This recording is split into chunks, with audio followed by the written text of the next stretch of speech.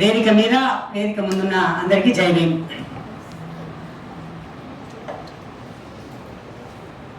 నిజానికి ఇందాక సింగ్ సార్ అన్నట్లుగా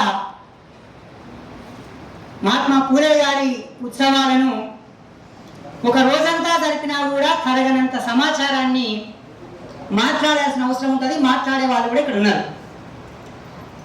అయితే అంశావతులకు వెళ్లకుండా వేదిక మీద యంగ్ అండ్ డైనమిక్ కౌన్సిలర్స్ ఉన్నారు. ఇందాక బహుశా రాజారాం సార్ అనుకుంటా మాట్లాడుతూ ఒక మాట చెప్పారు, వారు కౌన్సిలర్ కూడా అయ్యిండ్రు అన్నాడు. ఎస్, చాలా మందికి పూలే జీవిత చరిత్ర ఉపరితలంగా చూసిన వారికి అసలు పూలే ఏమిటి అనేది అర్థం కాలే. ఇప్పటికీ నాకు సరిగ్గా గుర్తుంది, ఇదే వేదిక మీద ఇదే సమయానికి లాస్ట్ ఇయర్ కలెక్టర్ గారు మాట్లాడుతూ పూలే గారు కౌన్సిలర్గా పనిచేశారు, వారు కాంట్రాక్టర్ కూడా అన్నారు. అయితే కిందికి పోయిన తర్వాత నాతో ఒక లీడరు, బీసీ సంఘాలనే పనిచేస్తున్నటువంటి ఒక లీడరు, ముఖ్యమైన లీడర్ అన్న, అవునా పూలే గారు కాంట్రాక్ట్ చేశారని నాకు తెలియాలి అన్నాడు. నిజంగానే మనకు చాలా తెలియదు. మానవుల గురించి మాట్లాడుతున్నప్పుడు ఉపరితలంగా ఎక్కడ పుట్టిండు, ఎక్కడ పెరిగిండు, ఏం చదువుకున్నాడు, ఎప్పుడు చచ్చిపోయిండు, ఈ విషయాలు తెలిస్తేనే ఆయన తెలిసినట్లుగా భ్రమిస్తున్నటువంటి ఈ కాలంలో పూలేని కానీ శాస్త్రీయంగా అర్థం చేసుకుంటే, అధ్యయనం చేస్తే ఒక పెద్ద లివింగ్ ఎగ్జాంపుల్ అవుతాడు. ఎందుకంటే కొత్తగా ఎన్నికైనటువంటి సోదరి విభూతి మహేశ్వరి గారు కూడా ఇక్కడ కౌన్సిలర్ కూడా గొప్ప భవిష్యత్తు ఉంది. నేను ఒక మాట చెప్పి మాత్రం ముగిస్తాను. నాకు తెలిసి 1877-78 అనుకుంటా ఆ ప్రాంతంలో పూణేలో వారు కౌన్సిలర్ అవుతారు. అప్పుడు కౌన్సిలర్ కూడా కమిషన్ పిలిచేవారు. మా వైస్ చైర్మన్ గారు ఇక్కడ ఉన్నారు. అయితే అక్కడ ఒక చర్చ జరుగుతుంది. ఆ ప్రాంతంలో 1880 ఆ ప్రాంతంలో పూణే నగరానికి గవర్నర్ జనరల్ లార్డ్ లిట్టన్ వస్తాడు. లార్డ్ లిట్టన్ వస్తున్నప్పుడు మున్సిపల్ కౌన్సిల్ సమావేశం జరుగుతుంటే ఆ సమావేశంలో ఒక తీర్మానం చేస్తారు. గవర్నర్ జనరల్ వస్తున్నారు కదా, వారికి మనం వెల్కమ్ చేయాలి, వెల్కమ్ చేయడం కోసం పట్టణాలంతా కూడా అలంకరించాలి, 1,000 రూపాయలు బడ్జెట్ కేటాయిద్దామని చెప్పేసి తీర్మానం చేస్తారు. ఆ రోజులలో 1000 రూపాయలు అంటే చాలా డబ్బులు. ఎప్పుడు మనం మాట్లాడుతున్నది ఏ 150 సంవత్సరాల క్రితం 1000 రూపాయలు అంటే మీరు ఆలోచించండి ఎంత డబ్బై ఉంటుంది ఈ రోజు. అది ఒకే ఒక్క కౌన్సిలర్, ఒకే ఒక్క కమిషనర్ మహాత్మా జ్యోతిబా పూలే దాన్ని తిరస్కరిస్తారు. నో, లార్డ్ లిట్టన్ పట్ల మన గౌరవం ఉన్నది, ఆయన మన గవర్నర్ జనరలే కావచ్చు, ఆయన ఈ పట్టణానికి వచ్చేసి సాయంకాలం వెళ్ళిపోతాడు. ఒక్క రోజు ఒక్క నాయకుడు వచ్చి పోవడానికి మనం 1000 రూపాయలు ఖర్చు చేసే బదులు ఆ 1000 రూపాయలను ఈ పట్టణంలో ఉన్నటువంటి వందలాది వేలాది పేద కుటుంబాల బతుకుల బాగు కోసం ఖర్చు చేస్తే బాగుంటుందని చెప్పేసి తాను ఒక్కరే నిలిపిస్తాడు. ఆ తీర్మానం నెగ్గిందా లేదా అన్నది వేరే సంగతి.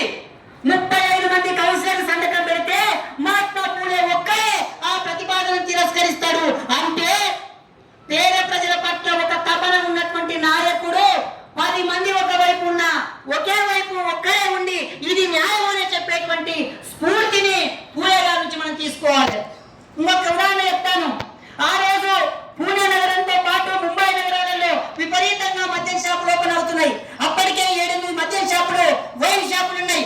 మరొక 4-5 ఓపెన్ చేద్దామని చెప్పి కౌన్సిల్ లో తీర్మానం పెడతారు. పూలే గారు అంటారు, ఇప్పటికే ఈ దేశంలో బహుజన ప్రజలందరూ కూడా తమ జీవితాలు చితికిపోవడానికి, నాశనం కావడానికి, చదువు లేక అధోగతి కావడానికి రకరకాల కారణాలతో పాటు ఈ మద్యమే ప్రధానమైనది. ఇప్పటికే ఉన్నటువంటి మద్యం షాపులు మూసేయాల్సింది పోయి కొత్తగా జరగాలన్న ప్రతిపాదన సరైనది కాదు, దీన్ని ఆలోచించండి అని చెప్పేసి పై అధికారులకు లెటర్ పెడతారు. చాలా తీవ్రమైన చర్చ జరుగుతుంది. అక్కడ ఒక మాట చెప్తారు, ఎస్ పూలే గారు చెప్పింది నిజమే, కానీ పూలే గారు చెప్పింది నిజమే కానీ మద్యం దుకాణాలు పెంచకపోతే తాగుడు అలవాటు పడ్డ మన ప్రజలు కల్తీ సారా తాగుతారు, కల్తీ మద్యం తాగుతారు, దూర ప్రాంతానికి వెళ్ళి మందు తీసుకోవడానికి వెళ్తారు, రకరకాల ఇబ్బంది పడతారు. ఇది నిజమైన జెన్యూన్ డిమాండ్ అయినా కూడా చాలా స్లోగా దీన్ని మనం అమలు చేయాలి. కానీ తీర్మానాన్ని ఆమోదించే ముందు పూలే గారి ప్రతిపాదనని మాత్రం మీరు పరిగణలోకి తీసుకోండి అని చెప్పేసి అయ్యర్ అధికారి చెప్పే స్థాయికి తన ప్రతిపాదన తీసుకెళ్తాడు. అంటే ఒక పవర్ ఉంటే అది కౌన్సిలరే కావచ్చు, కానీ పవర్ ఉంటే మనం ఏం చేయగలమన్న దానికి పూలే స్ఫూర్తి. నిజానికి ఆయన ఒక్కటే గారు ఆ రోజు కలెక్టర్ గారు చెప్పిన నిజంగా ఆయన కాంట్రాక్ట్ పనిచేస్తారు. ఒక చెరువు నిర్మాణం జరుగుతుంటే ఆ చెరువుకు రాళ్లను పంపిణీ చేసేటువంటి కాంట్రాక్ట్ తీసుకుంటాడు. ఒకనొక మీటింగ్ లో చెప్తాడు, నాకు ఈ రోజు అర్థమైంది ఒక కాంట్రాక్టర్ నిజాయితీగా కూడా పనిచేసి డబ్బులు సంపాదించవచ్చు, ఆ డబ్బుల ద్వారా పేద ప్రజల జీవితాలను బాగు చేయొచ్చు అని చెప్పినటువంటి వ్యక్తి కూడా మహాత్మా పూలే. కాబట్టి మనం పూలే గురించి మాట్లాడుతున్నప్పుడు పూలే అంటే ఒక సంఘ సంస్కర్త, పూలే అంటే విద్యార్థి కోసం పనిచేసిన వాడు, పూలే అంటే ఏదో పురోహితుల మీద యుద్ధం చేసిన వాడు, పూలే అంటే ఏదో చదువు పెళ్లిళ్ళు ఇవే కాదు, అవన్నీ కూడా పూలేనే. కానీ వాటికి మించినటువంటి ఒక తాత్విక పునాదిని ఈ భారతదేశంలో వేసేసినటువంటి నాయకుడు పూలే. ఇక్కడ చాలా మంది విద్యార్థులు ఉన్నారు. I'm very sorry to say this as a teacher. నేను లాస్ట్ ఇయర్ గౌరవ కలెక్టర్ గారు ఒక కార్యక్రమం తీసుకున్నారు సార్. స్ఫూర్తి అనేటువంటి మోటివేషన్ క్లాసులు తీసుకుంటే ఈ జిల్లాలో చాలా రెసిడెన్షియల్స్ నేను కేజీపీ జరిగిన వెరీ సర్ప్రైజింగ్ ఏంటంటే చాలా చోట్ల నేను ఒక ప్రశ్న అడిగాను 10th క్లాస్ విద్యార్థులను, మీ ఇంగ్లీష్ టెక్స్ట్ బుక్ పేరేంటి అని అడిగాను. నేను అడిగిన ప్రశ్న చాలా సింపుల్, మీ ఇంగ్లీష్ టెక్స్ట్ బుక్ పేరేంటి అని అడిగితే 2-3 కాలేజీలలో మీరు ఆశ్చర్యపోతారు, పేరు చెప్పను, కానీ ఒక్క విద్యార్థిని కూడా టెక్స్ట్ బుక్ పేరు చెప్పలేదు. ఒక్క విద్యార్థి టెక్స్ట్ బుక్ పేరు చెప్పలేదు. నేను తప్పబట్టట్లేదు, కానీ అండర్ కమిషన్ కు పూలే ఒక నివేదిక ఇచ్చేటప్పుడే ఈ భారతదేశంలో ఆల్ఫాబెట్ నుంచి మొదలుకొని యూజీసీ దాకా ఉన్నటువంటి అన్ని స్టెప్స్ ను చాలా శాస్త్రీయంగా అధ్యయనం చేసి అండర్ కమిషన్ కి ఇస్తే ఆ అండర్ కమిషన్ లో చేసిన సూచనలే ఈ రోజు భారతదేశంలో టీచర్స్ కు ఇంక్రిమెంట్స్ ఉన్నాయి, భారతదేశంలో టీచర్స్ కు జీతాలు ఉన్నాయన్న సంగతి మా టీచర్స్ కు తెలియదు. బాలికల కోసం పాఠశాల పెట్టి ఇందాక సత్యనారాయణ సార్ చెప్పారు, 1848 లో ప్రపంచం అంతా కూడా కార్ల్ మార్క్స్ గురించి కమ్యూనిస్ట్ మేనిఫెస్టో గురించి మాట్లాడుతుంటే భారతదేశంలో పాఠశాల గురించి మాట్లాడటం చేసింది పూలే అన్న సంగతి విద్యార్థులకు తెలియదు. మహిళల హక్కుల కోసం ఆయన శిష్యుడు అంబేద్కర్ రాజీనామా చేసింది మా మహిళలకు తెలియదు. అంటే ఎవరి హక్కుల కోసం అయితే పూలే ఫైట్ చేసి జీవితాన్ని త్యాగం చేసి పిల్లలు లేకుండా మొత్తం తన జీవితాన్ని దారాదత్తం చేశాడో ఆ సంగతి మాకెవరికి తెలియదు. పూలే అంటే కేవలం సంస్కర్త.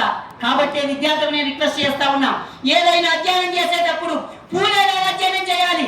అక్కడి నుంచి మొదలుకొని చివరి వరకు చాలా సూక్ష్మ దృష్టితో అర్థం చేసుకోగలిగితేనే. ఒక విద్యార్థి ప్రశ్న చేశారు, ముగిస్తా సార్ రాష్ట్రం. ఒక విద్యార్థి ప్రశ్న, సార్ నాకు ఈ టెక్స్ట్ బుక్ లో మీరు ఏ ప్రశ్న అడగని నేను సమాధానం చెప్తా, నాకు ఒక బుక్ పేరు మాత్రమే తెలియదు సార్ అన్నది. అట్లా కాదు, అవర్ వరల్డ్ త్రూ ఇంగ్లీష్ అని ఉంటుంది text book, our world through English అని ఉంటుంది. ఎందుకు అవర్ వరల్డ్ త్రూ హిందీ అని లేదు? ఎందుకు అవర్ వరల్డ్ త్రూ తెలుగు అని లేదు? ఎందుకు అవర్ వరల్డ్ త్రూ మరాఠీ అని లేదు? ఆ టైటిల్ అర్థమైతే కదా ఇంగ్లీష్ ఎందుకు చదవాలో. పూలే ఇంగ్లీష్ గురించి ఆనాడే ఎందుకు చెప్పిండో, అంబేద్కర్ ఇంగ్లీష్ గురించి తర్వాత ఎందుకు మాట్లాడిండో మనకు అర్థం కావాలంటే మన టెక్స్ట్ బుక్ మీద అర్థం కావాలి. అట్లా సూక్ష్మంగా చూడగలిగితేనే పూలే అయిన అర్థమవుతాడు, అంబేద్కర్ అయిన అర్థమవుతాడు, తరువాతి కాలంలో ఇక్కడ ఉన్న మనం అందరం అర్థమవుతాం. ఆ ప్రయత్నం విద్యార్థులు చేయాలని చెప్పేసి మీతో రిక్వెస్ట్ చేస్తూ చిట్ట చివరగా ఈ మీటింగ్ ముగిసే సందర్భంలో గౌరవ అడిషనల్ కలెక్టర్ అనుమతిస్తే సార్ నేను ఒక పుస్తకం తీసుకొచ్చాను. ఈ పుస్తకం డాక్టర్ దామెర రాముడు రాసినటువంటి నేను సావిత్రిబాయి పూలే మాట్లాడుతున్నా. నేను 100 కాపీలు తెచ్చాను సార్, మీరు అనుమతిస్తే మీరు మాట్లాడిన తర్వాత మీ చేతుల మీద అమ్మాయిలందరికీ పుస్తకాలు పంపిణీ చేద్దాం సార్. వాళ్ళ చేతిలో ఈ పుస్తకం ఉంటే సావిత్రిబాయి పూలే ఎందుకు పేరువాది కూడా చచ్చిపోయింది, సావిత్రిబాయి పూలేకు ఎందుకు పిల్లలు లేరు, సావిత్రిబాయి పూలే జీవితం ఎందుకు అంత త్యాగమయం అయిపోయింది, కనీసం కొంచెం మేరకన్నా అర్థమయ్యే ప్రయత్నం చేద్దాం సార్. వాళ్ళు ఇందాక చెప్పారు, మన చేతిలో ఒక పుస్తకం ఉంటే అది మన జీవితాన్ని మారుస్తుంది అని. సావిత్రిబాయి పూలే జీవిత చిత్రాన్ని మన చేతిలో ఉంటే ఖచ్చితంగా మన ఆలోచనలు మారుతాయనేటువంటిది మీతో విజ్ఞప్తి చేస్తూ thank you very much. Thank you Kiran గారు.